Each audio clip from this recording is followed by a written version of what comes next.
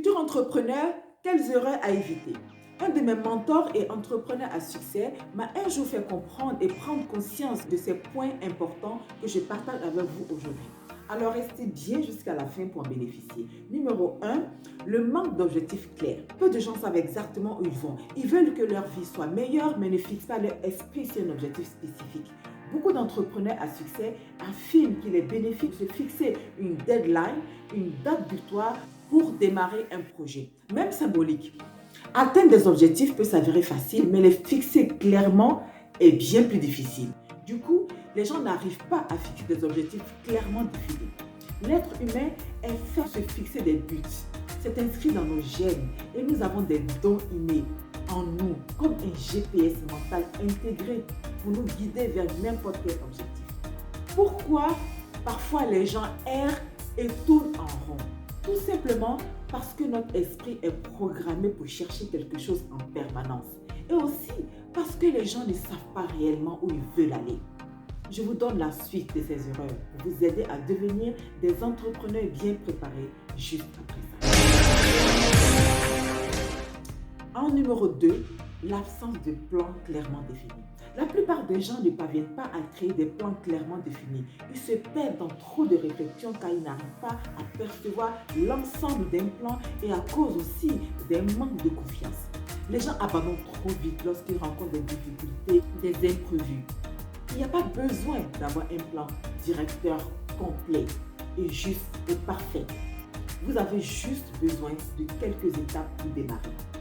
Parfois, nous perdons tellement de temps à trop réfléchir, à nous inquiéter de ne pas avoir assez de temps pour proposer des plans parfaits, inspirants pour atteindre nos objectifs. Et pourquoi perdriez-vous tant de temps à planifier comment atteindre vos objectifs si vous ne décidez pas de vous lancer?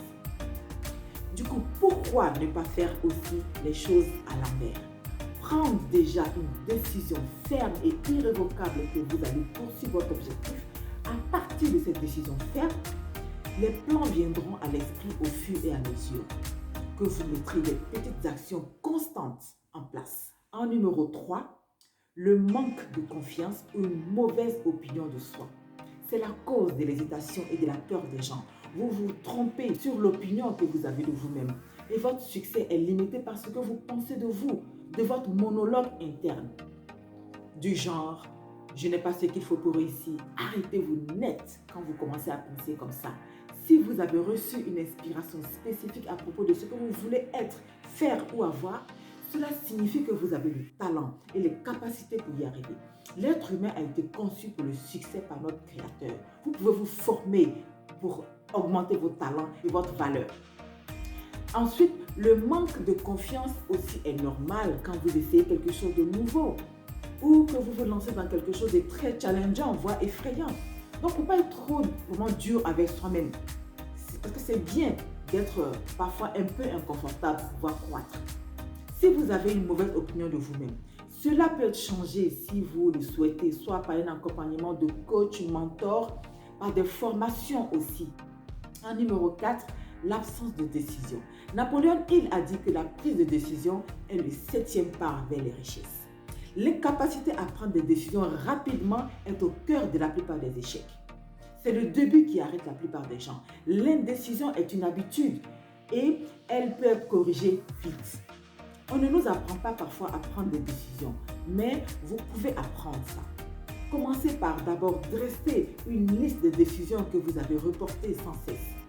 Choisissez une ou deux de celles-ci et agissez dessus immédiatement. Le manque de confiance est généralement la raison pour laquelle les gens ne prennent pas de décision.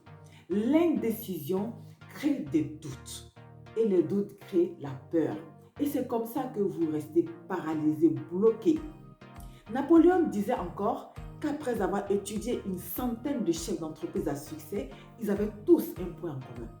Ils savaient tous, sans exception, prendre des décisions et cela rapidement. En numéro 5, la procrastination. Nous tardons à agir parce que notre indécision crée le doute.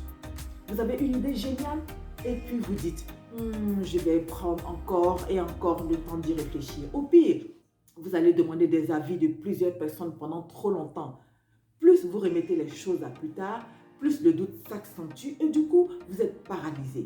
L'absence de décision crée la procrastination, ce qui provoque une réflexion excessive. Ensuite, ça crée de la confusion. Par conséquent, rend difficile la concentration sur son projet d'entreprise. Donc, pour résumer, si le manque de confiance crée l'indécision et que l'indécision cause la procrastination et diminue de manière drastique davantage notre confiance en soi, que devriez-vous faire? Numéro 1, d'abord, passez plus de temps à réfléchir à ce que vous voulez, plutôt qu'aux raisons pour lesquelles vous ne pouvez pas. 2, ensuite, avec ce que vous savez maintenant, commencez à prendre des décisions rapidement et développer cette compétence-là. En 3, enfin, prenez du temps chaque jour pour réfléchir à vos objectifs et voyez ce que votre imagination vous révèle, que vous dit votre inspiration. Et notez bien ce qui vous vient de plus important et utile pour votre projet. Ensuite, agissez. Voilà. J'espère que cette vidéo vous a apporté des clés pour avancer dans votre projet. Abonnez-vous pour d'autres vidéos encore plus riches. À bientôt.